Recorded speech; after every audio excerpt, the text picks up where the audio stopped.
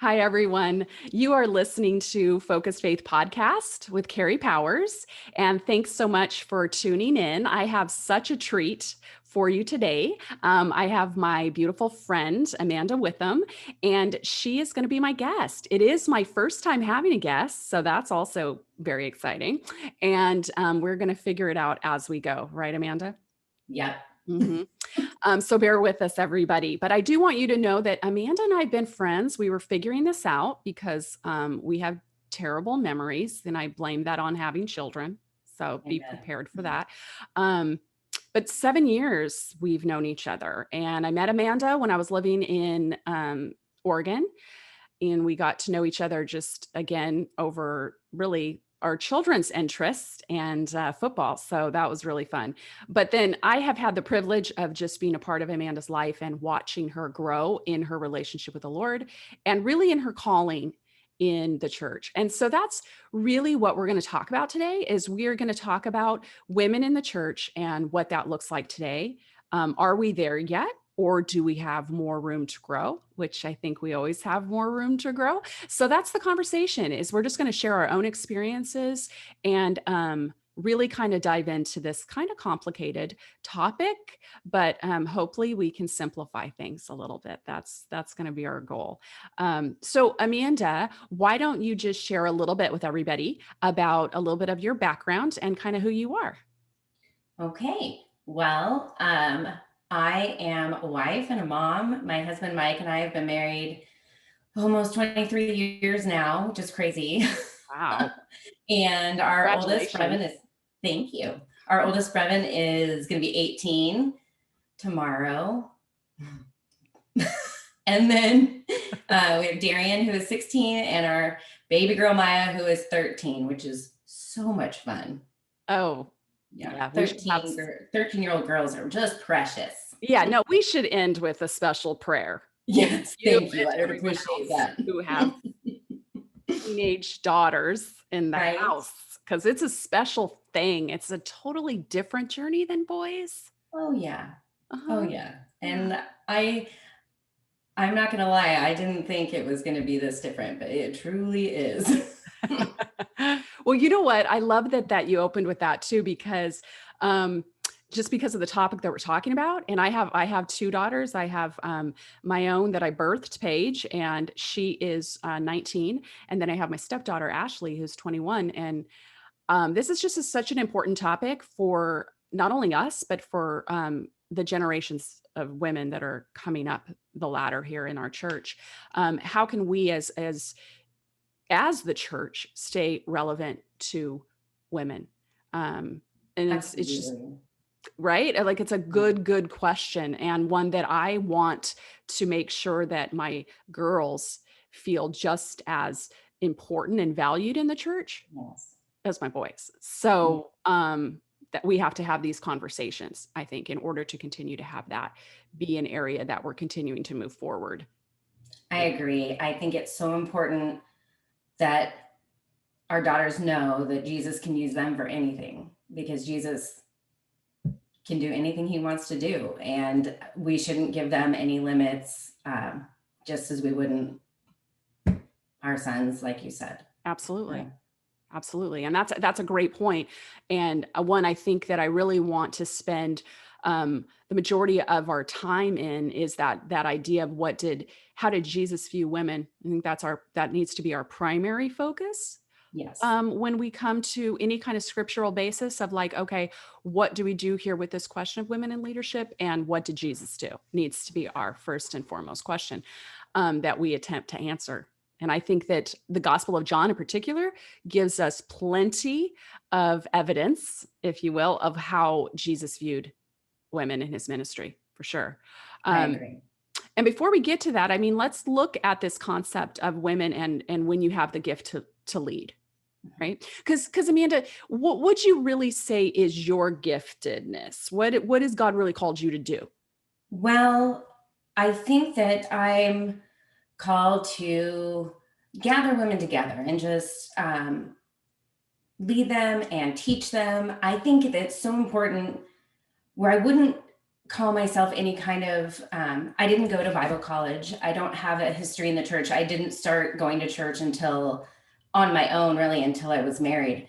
And I just think that's so important to share with everybody that God can use any of us and we don't have to have these certain qualifications. And so I would think that He's given me this gift of speaking and teaching because it terrifies me. So I wouldn't have picked this myself. It must be from Jesus. Right. Right. If he's calling you to do something that scares the crap out of you, then it's probably because that's what you're supposed to do. Yeah, I'm Yeah. thinking Hmm. so. Hmm. Not so much cuddled up on the couch doing what's comfortable. Right. Right. He'll often call us out of those areas of comfort into doing something courageous. Yeah, And it wouldn't take courage if it wasn't scary. exactly. And So we wouldn't have to depend on him if it wasn't scary. We would be right. capable of doing it in our own strength and be really proud of ourselves. Totally. So Totally. I lead some Bible studies at the church, and I tell the women all the time the only difference between me and them is that I push play on the DVD player for the Bible study, or I bring the books. It's not that I have this amazing gift of teaching God's word any different than anybody else does. I'm just willing to do it. Yeah. I have often explained that too, is there's really nothing unique about me. I think it's solely just the fact that I keep willing to show up, bottom Yeah, line. And, exactly. the other thing I think too is just that when God tells me something, I can't keep my mouth shut. So that's my other thing. So I feel like I think that's an important quality. it is, I mean, I don't know, I hope. Um, But no, I agree with you 100%. And I think that in your giftedness and your calling and in that, there is that leadership factor. And I love the fact that you do clarify in terms of really you feel like your your primary gift is teaching and in the ministry of women. Yeah, I think the majority of my career has been um, in support of women for sure, yeah, 100%. And I do, obviously being a woman, I feel like I can speak more directly to those issues that women deal with. Um, exactly. that being said, I've had the opportunity when I taught on staff at my church when I was living in Great Falls, Montana. I had men sit under my teaching, Yeah, and I saw considerable growth. And I think that that needs to be addressed, right? That when you teach, it's to anybody who really wants to listen, and then yeah, God can use it however way he wants to. And I'm not going to restrict absolutely. him on that. Yeah. Um, but so this concept of giftedness and being able to lead and really finding maybe there's a bit of a disconnect between women being able to be accepted within the marketplace as leaders and Mhm. women being accepted as openly within the church. And there is this difference. Do you agree with that? That there's a difference there, Amanda? Definitely. Yeah. I've seen it. It actually was kind of surprising to me because not growing up in the church, I didn't know that there were, I want to say, stigmas maybe about women leading in the church and speaking in front of people. I just felt like, oh, well, God's calling me to do this. Why wouldn't I? So I was very surprised to run into some of the things that I did, like even other women saying, "Oh gosh, well, I can't do that in front of men, or I can't get on the stage," or and I just really thought like, why in the world is this a thing? So that really opened my eyes to, Yeah. the issue, period. Yeah. So I definitely didn't, I mean, where you see it in the marketplace and in the real world, like you said, there is still some difference, but Mhm. women are able to do so much more than we ever have been able to do. And I definitely think the church is just a little bit behind there. Yeah, I do. I agree. I speaking from my own experience, a little bit opposite of yours. So I grew up in the church. I don't remember a time really when I wasn't in the church. So it was always just a part of my life. And I grew up never really seeing a woman in a position of leadership. So not seeing a woman from the pulpit, not seeing a Yeah. woman other than maybe in areas of, teaching Sunday school, but never in a position where I felt like she had any kind of leadership capacity. And I Yeah. guess when you yourself are gifted in that area and you don't see it reflected in the church, then there is a disconnect and you feel like, well, what do I do with this then? So this Yeah. gift that I feel like God has gifted me with, that I Yeah. feel, because here's the thing about a calling, and that really is what it is, right? When we talk about being gifted, like you're called by God to do something. The thing about a calling is that it is a continual calling. It calls on you, it pulls on you. So that when you're not doing it, you're not feeling this, you're feeling disconnected. Yeah. And just Um, dissatisfied, like something's missing. right. I often relate it to feeling like God set a fire under me and I have to do Yeah. more. And yeah, how do Yeah. you explain that other than saying that it's coming from God? Right. And like you said earlier too, with your point, it's not coming from me because I don't really want to do it. Yeah, exactly. Trust me, like the first time I ever spoke in front of people on a stage, I almost threw up on my own shoes. So this is not what I would be like, oh, please, me. No. Right. Totally. And I think it's ironic also that something that I struggle with, like my self identity and people's opinions of me and how I look, there's things that those are very definitely areas of weakness in me. And so for the fact that you would take those and be like, here, put it out in front of everybody. It's like, okay, so that's why I need you, Jesus. We're doing this together. Okay. Right. Exactly. So yeah, I think that's just a really good point. And the fact that for myself, growing up, not having that example, so not really knowing what to do with that. And I Yeah. will say the first time I ever saw a woman powerfully teach was Beth Moore, was a Bible study I did. Um, and I think it was a woman's heart, God's dwelling place. And it was like her original one back in her hair was 1990. Oh, So, yeah. you know what I mean? It was recorded like a long, and because I think she's refreshed it now, but like Okay. it was back in the day. And I remember just being so blown away by her teaching and realizing for the first time, seeing it as an example, going, oh, so that can be done, because I'd Right. not seen it in that arena before. Yeah. And I And went that's to Bible good. college. So I Mhm. saw it at Biola, I saw it with teachers, but that's a different thing, Yeah. and Yeah. not seeing it within the realm of the church. Yeah. Yeah, makes a difference. Um, so women in leadership. So I found an article written by Jill Griffin, and she's a contributor for Forbes. Her article is entitled "Women Advance to Fortune 500 CEOs." She writes, quote, "In what has been a tough year on many fronts, there is some very good news regarding women in leadership. A recent Wall Street Journal story says that 41 female CEOs are slated to be running Fortune 500 companies in 2021. That is a new record. While this is still a relatively low number, it shows progress. The trend is up." End quote. So we see that there is a movement and there's a continual movement within the realm of business to understand that sometimes the woman is the right person to be in that place of leadership. Um, but again, we're behind that curveball with the church and really not really in that same way. Um, there's some other research. Barna Research did a research back in 2017, and they state in their findings that it's a complicated issue for evangelicals. And that's pretty much, I mean, they go into way more detail than that in their article that you can find titled "What Americans Think About Women in Power."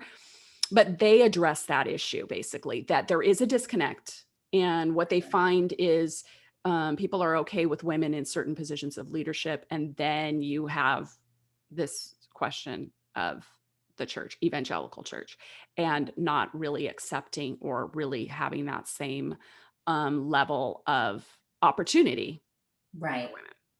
Yeah. Right. Um, would you say, Amanda, that as you came into understanding your calling, that you felt supported? Um, I think that for me, it was it took the support of other women in my life to Mm, get to the point where I had to really bravely like be my own advocate. I had mm, to go to the pastor and I had to ask for what I really wanted to do, which is a very hard thing for me to do. right. So again, it was like, okay, I have to step out of my comfort zone and go this direction. Um, I felt like a lot of my opportunities in the church were like, oh, well, how about hospitality or children's? Or, there's a certain skill set that it's assumed that most women have. Um, Mhm. and I knew that that wasn't where my passion was. And so I just wanted more. And I'm, Yes. I'm blessed right now to be at a church that has given me some opportunities to be in leadership. But like you said, I think the best way to still describe it is there's still just a bit of a disconnect. I think women just have to work a little bit harder to get Yeah. You there. you bring up a really, really good point with the whole idea of, hospitality, Mhm. and that being something that women are considered, able to do, right? Yes. Nobody else wants to do it. So, that's one of those things you're like, "Hey, you could do this." And, I'm so like, it's not my gift. I have to pull other women into my life to be like, "Can you help me with my Yes. everything?" That is related to the home because it's just not something that I even really I'm not good at it. Just not good Yeah. at it. Um, That's your gift. no, that's not my gift. But you know what I think is so interesting you bring that up because, um, I was spending a little time this morning actually in Luke and looking at Mary and Martha in Luke chapter 10, and that's our first introduction to Mary and Martha. And John gives us a great more detail into their relationship and their relationship with Jesus, we find Yes. in the Gospel of John. But Luke gives us this picture that I think we're most familiar with when we think of Mary and Martha. And it's the traditional one, right? Where Martha invites Jesus into her home, she's cooking the dinner, Right. and what is Mary doing? But she's sitting at his feet listening to him teach, and Martha's mad, right? Martha's like, "Hey, can you tell her to help me? Because I'm doing everything." Right. Um, and we often paint this, and accurately so, because Jesus is very clear. He's very clear. He says, Mary has chosen what is better. Yeah. It will not be taken from her. She's made that Absolutely. decision to sit at his feet. And he saw no distinction there at her being a woman. Yeah. Um, he was her teacher, and he was probably her first teacher because more than likely there wasn't another man in her life unless she had a father who valued her and felt that she was had enough value to be taught to read. If she Right. didn't have a father who thought that, she wasn't taught to read. So here we have this interaction between Mary and Jesus, our brief little encounter and example in Luke, that Mary has made the better choice. And Martha, right? Martha, Martha. I think it says it's. I think one of the translations is like Martha, Martha. Um, you are troubled about so many things. Yes. And I think Martha often gets that bad rap from Yeah. that.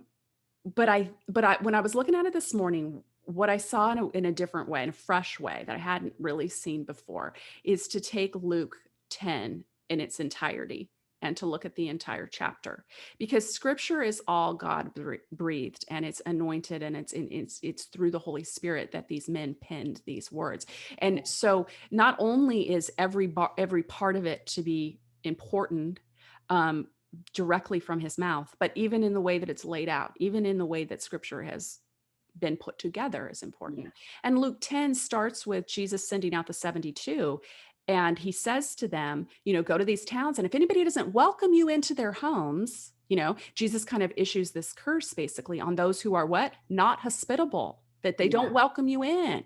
Yeah. Then it goes on to the story of the Good Samaritan, Yeah. where this Good Samaritan shows this man who's in trouble and gives him this incredible act of mercy and what? Hospitality, brings him in, Yes. takes care of him. And then we have the finishing result of Luke 10. We have Martha and Right. her example of this hospitable nature, bringing this man in and caring for him and taking care of his needs. So I think we often interpret this as, oh, Martha, Martha, Martha, and I think what we need to understand is, I think what we can see here in Luke 10 is there was value in both of what those women chose to do. So Yeah, not that there isn't value in being hospitable, right? Or the service absolutely. industry, or being in that field in the church. And like, if that's your gift, then go for it, and that should be just as valued, Yeah, right? and I think that's the difference. Where is your gift? Because that's what you should be Right. operating in. Right. Absolutely. So you're Yeah. right. And we can't totally not address the fact that the reason there's this disconnect is there's some scripture written by Paul, and First Corinthians is a Mhm. common one, and then there's also the he addresses in his pastoral letters, First Timothy and Titus, when he addresses the leadership structure within the church, and Mhm. that's where this is coming from, right? Those Right. particular scriptures where Paul is laying it out, and he says Yep. women are not to be in this leadership, and and in Corinthians he says, women need to just be silent, is what he Yeah. says. There's different ways of understanding those particular scriptures as Yeah. opposed to saying they are a universal application for the church, Yeah. right? Absolutely. I think it's so important to remember that the time this was taking place and the specific church it was taking place in the context. I mean, there's so much more information. We don't take every singular line in the Bible and apply it to what we want it to fit. You Mhm. know, we can look at the life of Jesus and see where he valued women. Right. That doesn't line up with this exact verse. We don't take things like braiding our hair as being something that's wrong to do in our society now. I think it's definitely something that gets taken out of context and tried to use in a way to kind of keep women Mhm. from following what they feel like they should be following in their heart. Right. Right. Because I think that oftentimes those particular scriptures, especially the ones in the pastoral letters, for example, Mhm. because he's very clear in what he says about women, but he's also very clear on what he says about the men that need to be in leadership. And Yeah. it's strict. It's Yeah. real strict. And the church often ignores that part. Yes, I So agree. we don't allow We're that. picking and choosing. We don't Yeah. look at that. Yeah. Women, We absolutely. didn't really Women, mean no, you that. cannot be in lead. But the men, it's like, "But you're a man, you got a pulse." No, not really. But I mean, kinda. You know what I mean? A little Like, bit, yeah. kinda. Mhm, So mhm. we are picking and choosing there. And I think that we don't readily talk about that. And Yeah, that's a bit, frustrating yeah, for women. I Um, agree. and men too. Like, let's say this, men too. I mean, Yeah, men have problems with this as well. absolutely. This isn't anything that I would say is, against men or not in support of men, Right. because I have a lot of men in my life that I adore, and they have brought me, they support me, they Totally. helped me to where I am today. Um, I just think it's the example that Jesus shows us of he loves everyone and he values everyone, and we are the same, Right. not the same as in we are, Like, there's robots no that are all differences. Right, right. right. But I mean, we are valued equally, Absolutely. Absolutely. And and we he all can use bear God's anyone he image. wants to. We bear his image. We bear it differently Yes, than women, but equally as important, and equally as important to the body of Christ if right. it's going Because to there are function. people, yeah, there are people that I'm going to reach because of the way that I communicate, and there are people that my pastor or Right. another man in the church is going to relate to them better because of something that they've been through. But we all have people that we bring to the table, like that just need to hear it from our perspective. We all have a different voice and a different demeanor, and that's attractive to certain people. So I think to get Yes. everyone loving Jesus, which is what our goal is that we all have to pitch in and do it together because it takes all of us and our different gifts and abilities. Right. Absolutely. And Amanda, share with us a little bit about, you did a sermon on Mary Magdalene. Yes. And so why don't you just share some key points from that, because that also, like, falls in line with kind of what we're talking about. Right. I think Mary Magdalene is one of the unsung heroes of the Bible. She's got such a great story. I could go on and on, but I will try not to. But I think she's a perfect example of what we're talking about, how Jesus intentionally used her in a time where people are saying that women aren't valuable. She got the greatest news of all. Like, she was the first person to tell anyone about Jesus. You know, he's risen, and women's testimony in that day and age was not credible. So it wasn't like he stumbled out of the tomb and was like, oops, Mary saw me.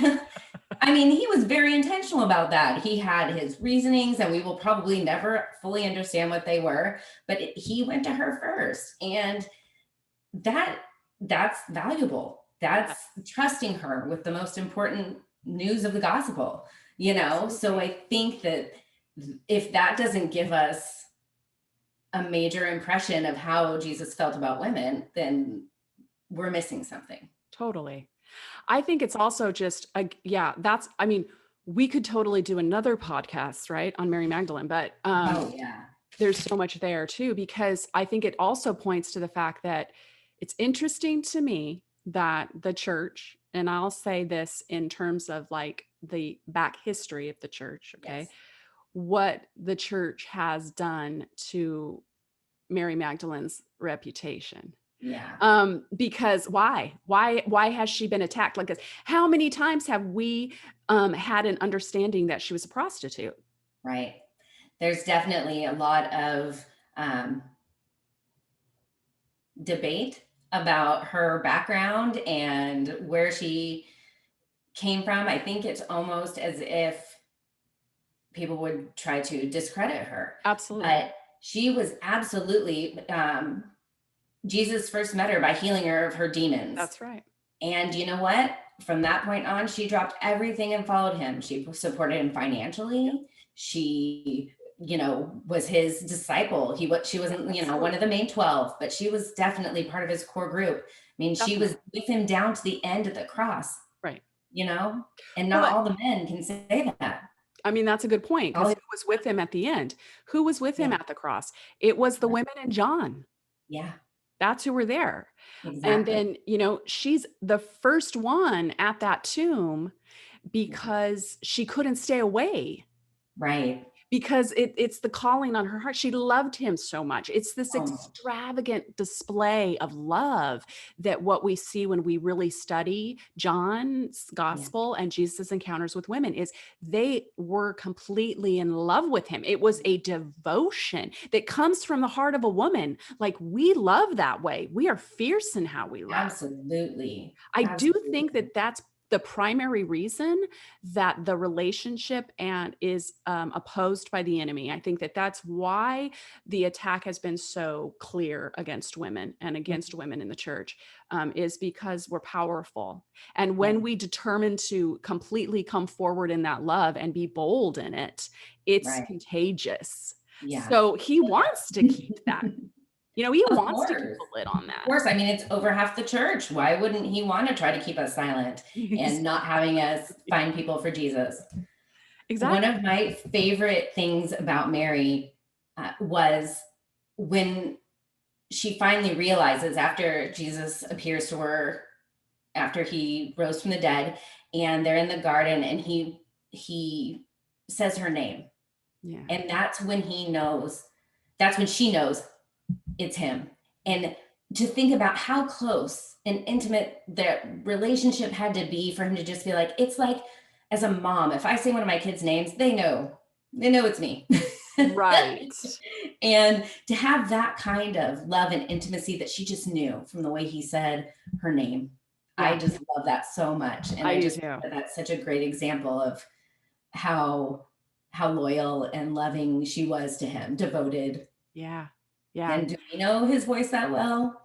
To I know wish his voice that I well, did. and honestly, she didn't recognize him until he said her name, Yeah. And so it's a beautiful example. I love too that she calls him teacher in Yeah. response. She could pick any other word to use for Right. him. Yeah. And yet teacher is the word she uses because he was probably her first and only teacher. Yeah. And so there's Absolutely. just that also going back to that, because what does it mean to be a disciple? The word disciple means student, That's what it means. So the Right. fact that these women were his disciples is Yeah. unquestionable, you know? Yeah. And Yeah. she turns to him and says, "Teacher," you know, they were taught by him. They were as very much his students, just like the 12. They couldn't be in the same circle because of the time period that we lived at. Absolutely. But to Jesus, I don't think there was a distinction. I In don't think so at all. You know, I'm doing a Bible study right now too that is on the female disciples and told to us by the Gospel of John. And it's just been amazing and what God continues to show me. But one thing he showed me too is just when he called these women, every single one of them, it was through a relationship.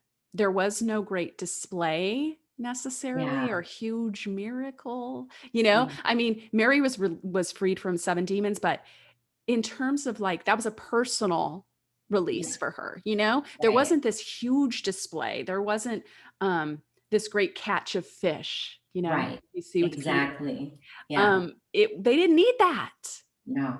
They didn't need that. They just wanted to be heard, and he listened and he understood them and he didn't judge them. I love, like, the woman at the well. Mm, There is no way anyone else would have stopped and talked to that woman. right. In fact, they probably would have gone out of their way to go around that area. And he intentionally came and spoke with her. And he pointed out her truth, but he didn't say, I'm judging you, go home, you can't follow me. He used her again as a tool to spread his message. And why would he pick someone that is so, Uh-huh. not perfect? Him, a Samaritan woman, not married, multiple relationships, Yeah. like, this isn't poster She, child of, she was a bit scandalous, right? yeah, In every reason he should not have been talking to her. yeah. And And I love that about Jesus. Sometimes I think he just does that on purpose. Like, he picks these people that it gives us hope, I think, that we can make a difference, because when I look at myself, I don't think of someone that's perfect or, brings right. a lot to the table. I just know that I love Jesus and I want to share him with people. And he can use people like me. I see that Totally. over and over again, especially in the book of John. Totally. I agree. I agree. Amanda, it's been so fun to have you in this conversation. I want to let everybody know that you are also going to be kicking off your own podcast, Yes, and I am. it is entitled Something Beautiful. Yes. And you're going to feature women and their stories. Is that right? Absolutely. Yeah, I will have some solo episodes where I would like to share some of my story and stuff too, because I feel like it's important to be real and vulnerable. Totally. But I also know so many amazing women, and I just want to share their stories and show that anyone can make a difference. You can't look at someone and say, okay, you look like that, so you must not be a Christian, or you've done this in your life, so Jesus can't use you. We all have so many things in our story that can be used and that we're not alone in, Totally. I struggle with depression. I know there are other women out there that struggle with depression. Sometimes we don't talk about it because it's, a stigma and it's embarrassing. You know what? Bring it on. I want to lay it all out there because I have it, other people have it. Like, why aren't we talking about it? Totally. So I could go on forever, but yes, I want to just show that we are all real and we would all just be best friends. We just took the time to get to know each other. I agree. And we are more similar than we are different. And Yeah, that when we bring this out into the light and we yeah, really talk about things that maybe we haven't before or we're not talking about enough, yeah, that's just a really good way to do it. So I'm excited for absolutely. that. That's going to happen in the springtime. Yes, So we'll yes, be looking forward to that. You're going to do you'll probably do a kickoff, I'm sure, on your like social media, yeah, for sure. and I can feature it as well so that everybody can be tuning in and looking for it. Um, Yay. and when we did this conversation, I did kind of there's some other podcasts on mine that you can listen to get more info on Mary and Martha. I know I covered Mary and Martha in the Good News, Bad News Yeah, episode. And then also this last week's episode on Who Do You Love really delve into Mary a little more that we didn't talk about in terms of like yeah, her devotion to Jesus. So just another great, if you want to spend a little more time with some of yes, these because great women we that we could just tell you about them for hours. We're not allowed to. You guys don't want to sit around and listen to us talk that long. So Right. Exactly. But it's been really fun. And so I look forward to your podcast. I look forward to just really watching and being a part of what God's continuing to do in your life. And thanks for all of you who continue to listen to Focused Faith Podcast. Follow me on Facebook and go ahead and leave a comment or a review. That would be great. Subscribe on Apple Podcasts, all your favorite listening devices. And again, it's been a pleasure. And so, thank Amanda, you. we're going to sign off and hopefully Okay. we'll be seeing you soon in the future. I hope so. I guess I'm kind of stuck now that you've put it out there. Oh, yeah. Now it's happening. It's So real. I'll be So, getting a hold of but you. I have to thank you and the big piece that you've had in my journey. I don't know if you know, you were one of the first people to do a Beth Moore Bible study with me, and you took the time to invest in me, and you showed me that women could do a lot more than I thought they could. So I'm Yeah. so thankful for you, and I love you, and Oh, so glad thank for this you. opportunity. I know it's fun. And we did believe in God together. So Yep, we sure did. yeah, we did. That was the start, you guys. That was the start. All right. Well, it's been good. And I will see you all next week.